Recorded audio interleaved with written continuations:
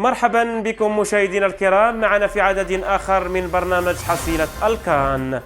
في اليوم الثالث من منافسات كأس إفريقيا للأمم المقام حاليا بالكوت ديفوار، استهل منتخب السنغال مشواره في الدفاع عن لقبه بالفوز على منتخب غامبيا ب3 أهداف مقابل لا شيء ضمن الجولة الأولى من المجموعة الثالثة في المباراة التي أقيمت على أرضية ملعب تشارل كونان باني بمدينة باموسوكرو بصافرة الحكم المغربي رضوان جيد.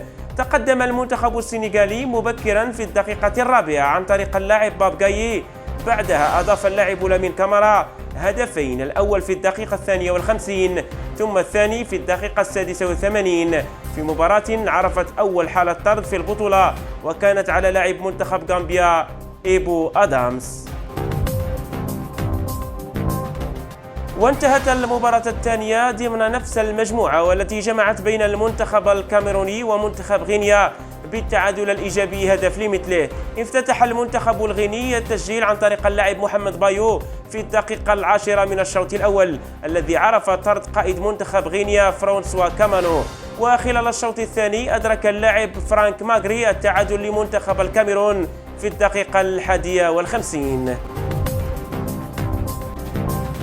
وفي مستهل مباريات الجولة الأولى من المجموعة الرابعة، سيطر التعادل الإيجابي على مباراة الجزائر وأنغولا. بادر منتخب الجزائر بالتسجيل عن طريق مهاجمه بغداد بنجاح في الدقيقة 18 في شوط أول تسيده الخضر. خلال الشوط الثاني استعاد منتخب أنغولا توازنه ورفع من نسقه ليتحصل بعدها على ركلة جزاء ترجمها اللاعب مابولولو لهدف التعادل في الدقيقة 68. والآن إلى أخبار المنتخب الوطني المغربي، حيث يواصل أسود الأطلس استعداداتهم للمباراة الأولى يوم الأربعاء المقبل أمام منتخب تنزانيا. مزيد من التفاصيل في التقرير التالي.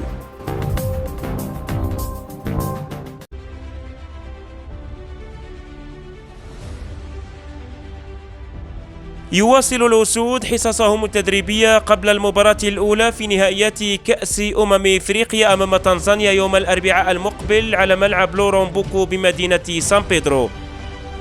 وبدأت العناصر الوطنية تتأقلم مع عاملي الحرارة والرطوبة المرتفعتين، حيث بلغت نسبة الحرارة يوم أمس الأحد بمدينة سان بيدرو 32 درجة والرطوبة وصلت إلى 80 درجة مئوية.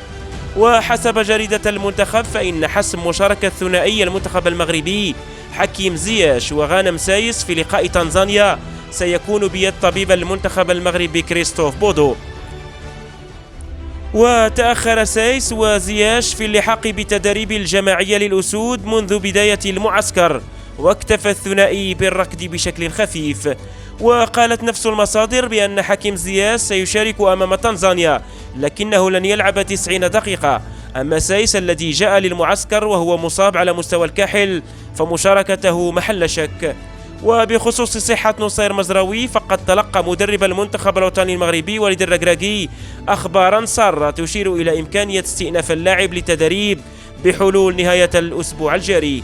ويملك الناخب الوطني وليد الركراكي العديد من الخيارات لتعويض غياب اللاعبين في حالة عدم مشاركتهم.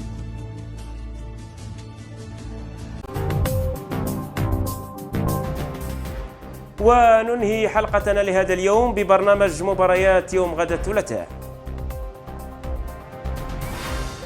وإلى هنا تنتهي حلقتنا لهذا اليوم مشاهدينا الكرام، نلقاكم في عدد آخر من برنامج حصيلة الكان. إلى اللقاء.